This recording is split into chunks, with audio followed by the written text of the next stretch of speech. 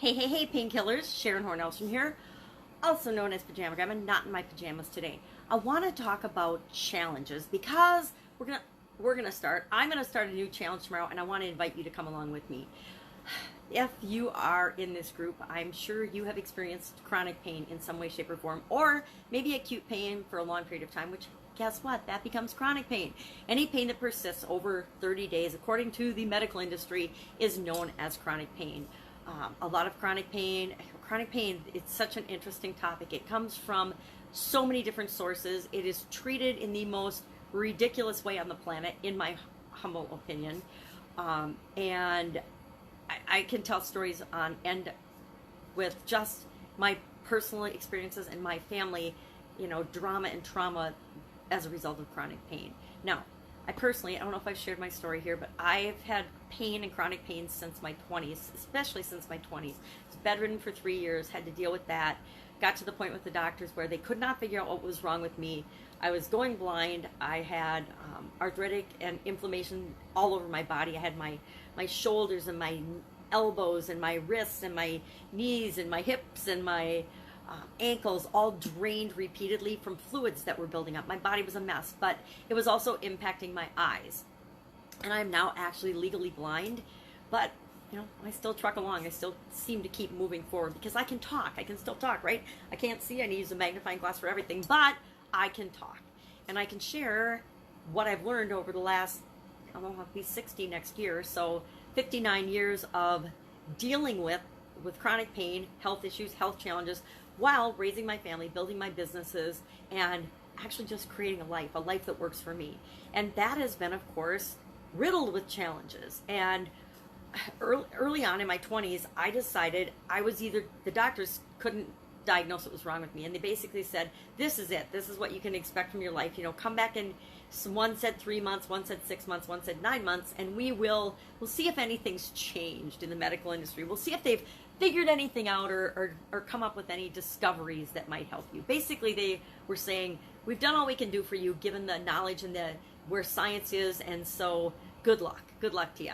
Take these pain drugs, take these drugs. And back then, they didn't really even have any pain drugs. They didn't use opioids. They didn't use anything for pain for the most part.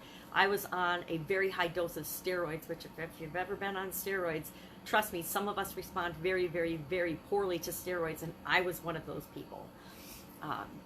So I was on every anti-inflammatory drug that they had back then. I was on steroids. I was on all kinds of different treatments and things. And basically, the steroids and the treatments for the inflammation in my eyes caused me to go blind in my left eye. And then in the last couple of years, my right eye has taken the same course as my left eye. Not quite as severely, but it's following the same trajectory, which is not always great, right? And so until the lights go out, you're going to see me, and I'm going to be here going strong. And I do that by taking challenges, and instead of letting myself be a victim to them, being a victim to my pain, I have learned to use my pain as a way, and my challenges as a way of catapulting me to the result and to the thing that I want. And so now, just got back from the cardiologist last week, and he's like, okay, your blood pressure's through the roof. In 2010, I had a sudden cardiac arrest and got an Iron, my daughter calls it my Iron Man, box installed that it could pace my heart, but it doesn't need to. I don't really need pacing. I just need that emergency. Should my heart stop, it'll just jump start me. Now, my box has only gone off once, knock wood, and I'm hoping that it never goes off again. But for right now, I have to take a drug called metoprolol. And metoprolol is a beta blocker, and it does keep my blood pressure down a bit, but my blood pressure's still gone through the roof. So I've decided that starting tomorrow, for the next 90 days, I am going to do a blood pressure challenge. Every day, I am going to investigate and share and look for ways to get my blood pressure down. I've got 6 to 9 months to get my blood pressure down and maintaining it, or I'm going to have to go on another medication. Now, I don't know about you, but every time I add a different medication or a different thing to the mix of my body and my health, trust me, I've been using myself as my own science experiment for 35, 40 years now. I know it's going to have huge ramifications and a huge effect on me. And I am very motivated to not go on any blood pressure pharmaceutical medications. That I'm just going to put that right out there. I believe with all my heart that I have the ability to make the lifestyle changes that are necessary over the next 90 days to 6 months to 9 months that can create the blood pressure level so that I don't need to go on blood pressure medication. So I decided what better way to do that than to do a challenge. I've got my painkillers group. I'm going to do it on my painkillers page and share it with my painkillers group.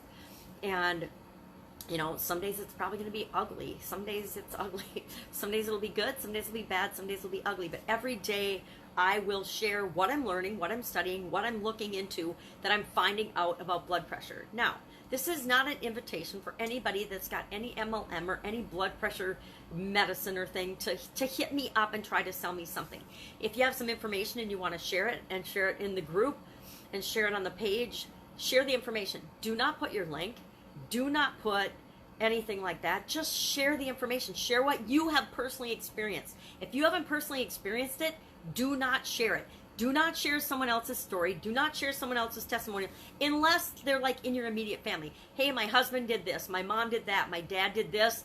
Because I don't have high blood pressure, but my dad did and almost died from it. This is what he did. A, B, C, or whatever. Do that. Share those personal stories. But don't share somebody's testimonial from your MLM product that supposedly cures everything under the sun and lowers blood pressure too, perhaps, or may lower blood pressure. Please, don't need it. See, I'm already getting my blood pressure up, getting all stressed out and worked out about this.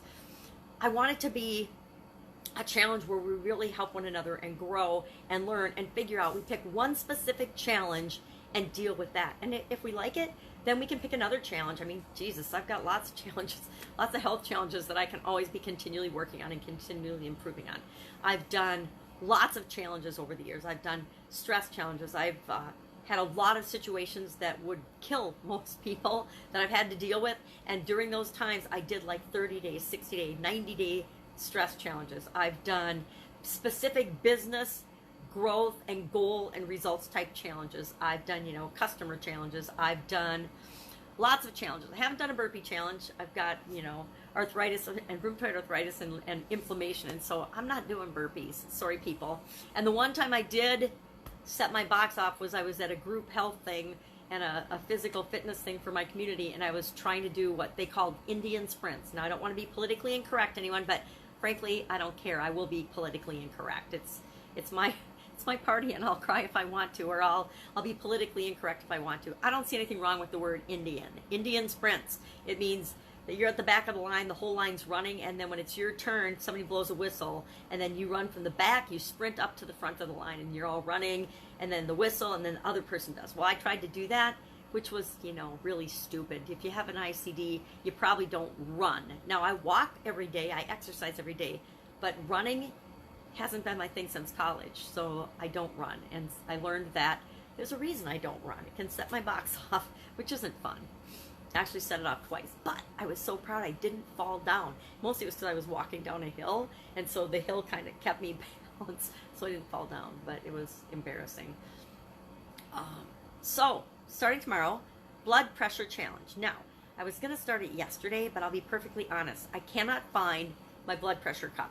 I recently moved. I've gone through about half of the boxes in the basement of my temporary home for right now while we're selling my old house and moving into another one. And I've gone through about half those boxes. I also have a storage unit, but I hope it's not in there. I would think that it was my dad's blood pressure cup, so I'm pretty sure I packed it with my personal stuff, probably from my bedroom.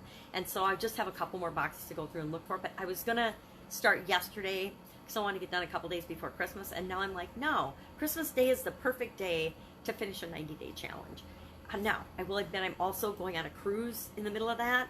So it'll be interesting. I'm not sure. I'll still do the challenge every day. I'm just not sure how I'll be able to communicate. I have to look into the cruising technology. I haven't been on a cruise since 2010.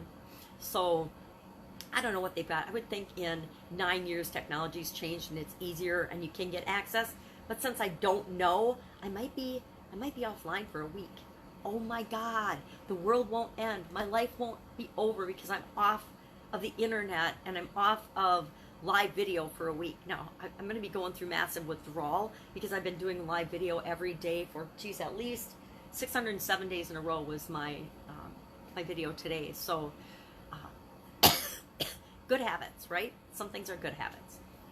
So I want to invite you to join me tomorrow, starting tomorrow, for day 1 of the blood pressure challenge. And you can go either way with it. If you need to get your blood pressure up, my mother-in-law totally needs to get her blood pressure up. I've got 2 or 3 other friends that need to get their blood pressure up. My aunt, my ex-mother-in-law, my cousin, and 3 of my friends all have super duper low blood pressure. Me, I used to until I had the cardiac arrest. Now I have super high blood pressure. So my uncle and I and a bunch of other people are going to do this challenge to get our blood pressure down for the next 90 days. But you can go either way. You can work to get your blood pressure up or work to get your blood pressure down. Your choice. We're just going to do a 90-day in this group, on this page, every day, just a quick video about, hey, this is a challenge. This is what we're doing today. And learn together to get our blood pressure down, make our lives better. And that begins always with taking care of ourselves and with our health. Everything begins with you, right? Totally does. We can pretend it doesn't. We can live vicariously through our children. We can do whatever it is. But bottom line, if you don't take care of yourself and the shell that you're living in, you're toast. So let's challenge ourselves to improve something together. And you can use the same things that we're learning for stress reduction, for weight loss, for whatever you want. But our specific goal will be to impact our blood pressure over the next 90 days. That's it. Well, make it an amazing day. I'll, of course, be with you tomorrow. Bye.